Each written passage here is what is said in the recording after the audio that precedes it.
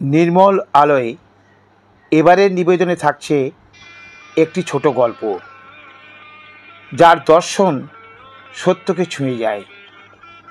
কেমন লাগলো তা অবশ্যই কমেন্ট বক্সে জানাবেন।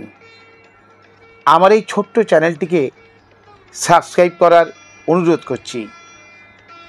এবারের নিবেদন গল্প মানুষের স্বভাব ও কুকুরের লেজ। একদিন বিজয়নগরের রাজসভায় মহারাজ কৃষ্ণদেব রায়ের উপস্থিতিতে সভাসদেরা মানুষের স্বভাব সম্পর্কে আলোচনা করছিলেন। একজন বললেন, মানুষের স্বভাব কুকুরের লেজের মতো। কুকুরের লেজ যেমন সোজা করা যায় না, মানুষের স্বভাবেরও কোনো পরিবর্তন করা যায় না।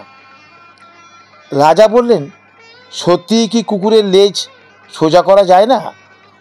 এই ব্যাপারে আপনাদের কোনো প্রত্যক্ষ অভিজ্ঞতা আছে? আপনারা কেউ কি কুকুরের বাঁকা লেজ সোজা করার চেষ্টা করে দেখেছেন? রাজপুরোহিত বলল, আমি কখনো কুকুরের বাঁকা লেজ সোজা করার চেষ্টা করিনি বটে, কিন্তু আমার বিশ্বাস যদি কোনোভাবে কোনো কুকুরের বাঁকা লেজ দীর্ঘদিন সোজা রাখার ব্যবস্থা করা যায়, তবে ওই লেজ অবশ্যই স্থায়ীভাবে সোজা হয়ে যাবে।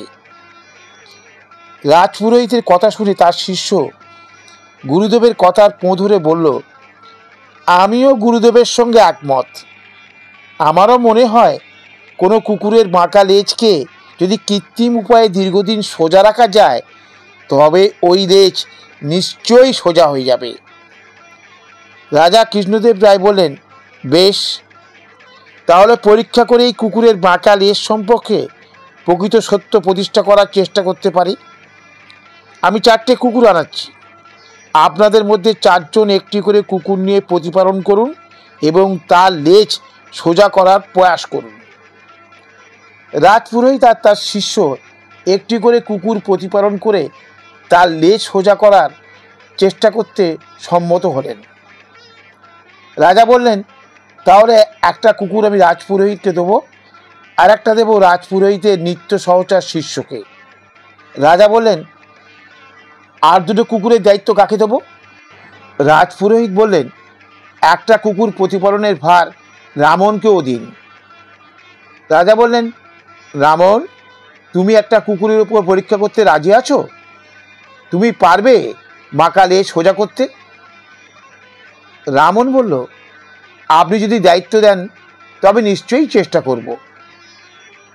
রাজা বললেন, 3টে কুকুরের ব্যবস্থা তো হলো, আর একটা কুকুর কে নেবে?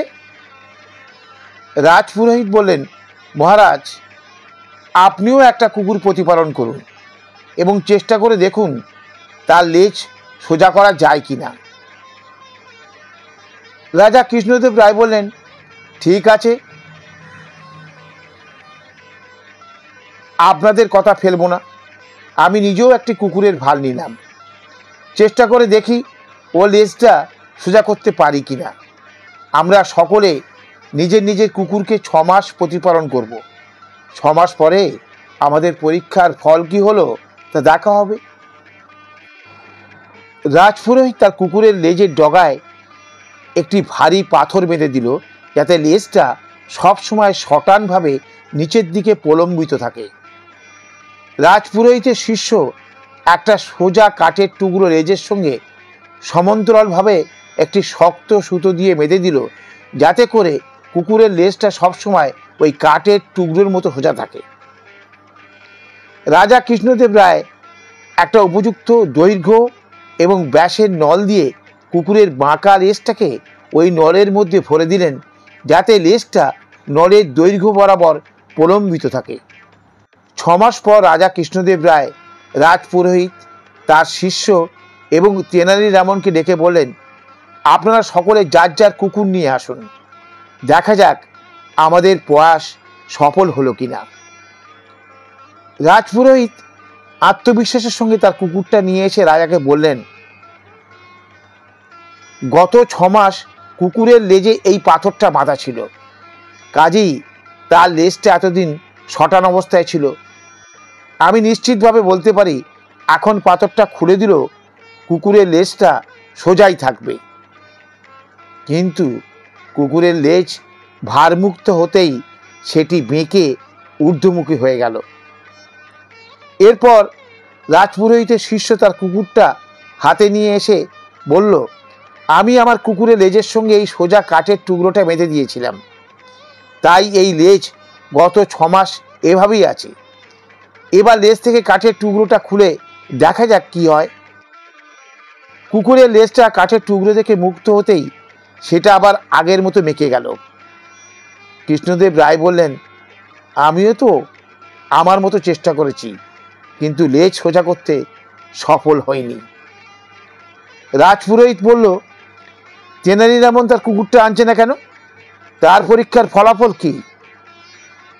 তেনালীরামন বলল, আমার কুকুর এখন খুব দুর্বল, তাই একে খুব সাবধানে কাপড় জড়িয়ে আনতে হয়েছে। তবে আপনারা যা পারেননি আমি তা পেরেছি। আমার কুকুরের লেজ একদম সোজা হয়ে গেছে। রামনের দাবি মিথ্যা ছিল না, তার কুকুরের লেজ সোজা হয়ে গিয়েছিল। কিন্তু এ কি, কুকুরটা এত কৃশ, এত দুর্বল হলো কেমন করে? রাজা জানতে চাইলেন, তোমার কুকুরের এমন দশা হলো কেন? একে খেতে দাওনি? তেনালীরামন বলল, না রাজন, একে আমি পর্যাপ্ত খেতে দিইনি। যেটুকু খেলে শুধু বেঁচে থাকবে কেবল সেটুকু খাবারই আমি তাকে দিয়েছি গত 6 মাস ধরে। তাই কুকুরটা এখন এত দুর্বল যে লেজ নাড়ানোর বা লেজ বাঁকানোর মতো শক্তি তার শরীরে নেই। তাই এখন তার লেজ সোজাই আছে। রাজা কৃষ্ণদেব রায় কথা শুনে রামনকে বললেন, রামন, তুমি 6 মাস ধরে এই নিরীহ প্রাণীটিকে অভুক্ত অর্ধভুক্ত রেখে ঠিক করনি। এমন নিষ্ঠুরতা তোমাকে মানায় না। রামন বলল, রাজন, মার্জনা করবেন। আমি আপনাদের বোঝাতে চেয়েছিলাম যে মানুষের স্বভাবও এই কুকুরের লেজের মতো। যখন মানুষ দুর্বল, দীন এবং দুঃখী হয় তখন তার স্বভাব সরল সোজা থাকে, কিন্তু যেই তার শক্তি সামর্থ্য বাড়ে তখনই সে তার স্বরূপ ধারণ করে। সুস্থ সবল সমৃদ্ধ অবস্থাতেই মানুষের বাঁকা স্বভাব প্রকট হয়। নমস্কার।